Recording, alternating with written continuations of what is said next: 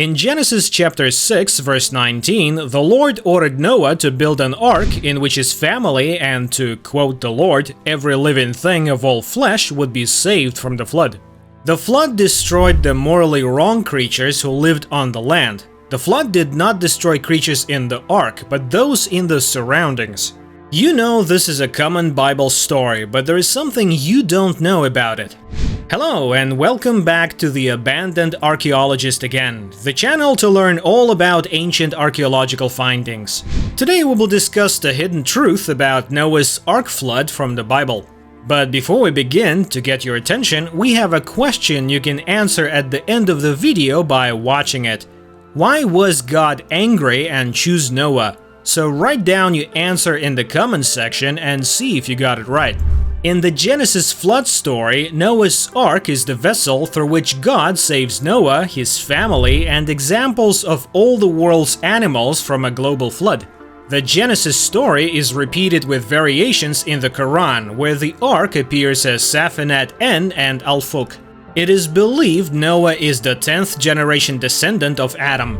While Cain and Abel are probably Adam and Eve's most famous or infamous children, it's not surprising that the couple, commanded by God to be fruitful and multiply, Genesis chapter 1 verse 28, had more children. Seth was one of these, and the only other child of Adam and Eve mentioned by name in the Bible. In the Generations of Adam passage of scripture, Noah is listed as the 10th generation born from Adam and Eve, descendants of Seth. The Ark's structure and the flood's chronology are analogous to the Jewish temple and temple worship. As a result, God gives Noah instructions. The Ark must be 300 cubits long, 5 cubits wide, and 30 cubits high. These dimensions are based on a numerological obsession with the number 60, also the number of the vessel of the Babylonian flood hero. Some argue that Noah's Ark could not have held 2 of each type of animal, but the numbers suggest otherwise. According to Ark measurements, the big boat had roughly the same space as 250 railroad stock cars, which some people estimate can hold between 20,000 and 40,000 ship-sized animals. Its 3 internal divisions reflect the ancient Israelites' 3-part universe: heaven, earth, and the underground. Each deck is the same height as the Temple of Jerusalem, a microcosmic model of the universe, and each is 3 times the size of the tabernacle's court, implying that the author saw both the Ark and the tabernacle as serving to preserve human life. It has a side door and a tohar, which could be a roof or a skylight. It is to be made of gopher wood, a word that appears nowhere else in the Bible, and divided into kinim, a word that always refers to birds' nests elsewhere in the Bible. Prompting some scholars to amend this to kanim reads, "The finished vessel will be smeared with copper, which translates as pitch or bitumen." The 2 words are closely related in Hebrew: kaparta, smeared, copper. Flood narrative. The flood narrative in Genesis closely parallels the creation story, a cycle of creation, uncreation, and recreation in which the Ark plays a pivotal role. The ancient Hebrews imagined the universe as a flat, disc-shaped earth, with the heavens above and Sheol, the underworld of the dead, below. These 3 were surrounded by a watery ocean of chaos, guarded by the firmament, a transparent but solid dome resting on the Earth's ring of mountains. This 3-level Hebrew cosmos is represented in miniature by Noah's 3-deck ark: heavens, earth, and waters beneath. In Genesis chapter 1, God created 3-level world as a space for humanity amid the waters. In Genesis chapter 6, verse 8, God floods that space, saving only Noah, his family, and the animals in the ark. The Bible tells us where his ark landed. The Ark came to rest on Ararat, a mountain range in Turkey, according to Genesis chapter 8, verse 4. Many expeditions have sought the Ark on Mount Ararat. In contrast, others have focused on nearby mountains in Iran. There have long been reports of sightings of an Ark in that part of the world. The Bible Archaeology Search and Exploration Institute's president, Bob Cornuke, cites scriptures that support the idea of the Ark settling in the nearby Elborz Mountains, which stretch from the borders of Armenia to Afghanistan. During a 2007 expedition there, Korniuk and his team discovered an unusual rock formation on the side of a hill 14,000 feet above sea level that resembles fossilized wooden beams. The formation is approximately 400 feet long, which corresponds to the size of the ark as described in the Bible.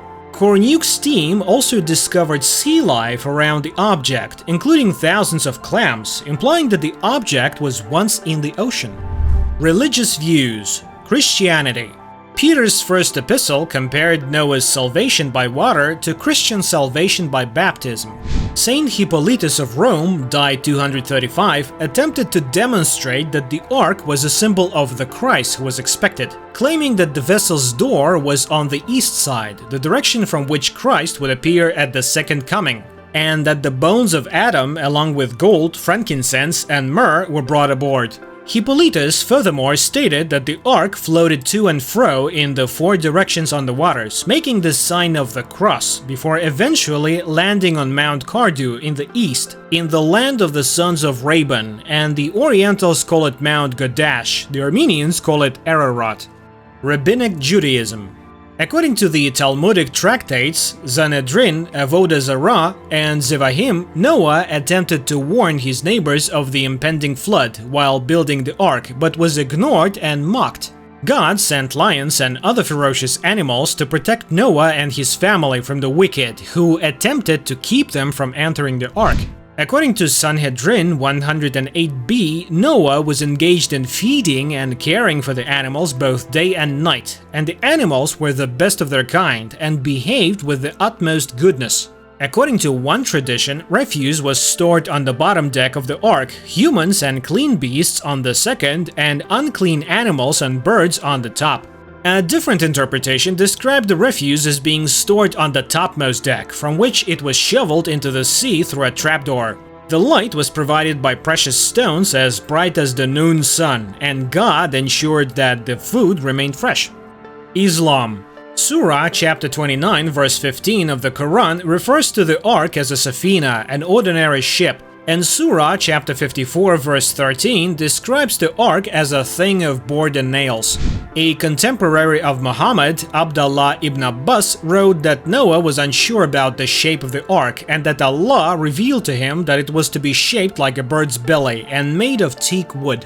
According to the medieval scholar Abu al-Hasan Ali ibn al-Hussein Masudi, died 956, Allah commanded the earth to absorb water, and certain areas that were slow to obey received salt water as punishment, becoming dry and arid.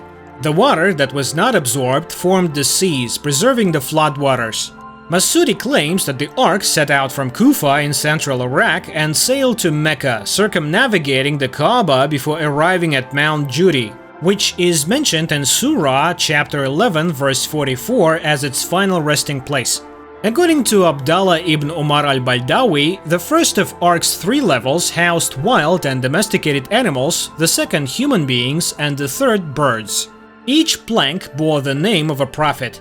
Og, son of Anak, the only one of the giants allowed to survive the flood, brought three missing planks from Egypt, symbolizing three prophets. The body of Adam was carried through the center to separate the men from the women.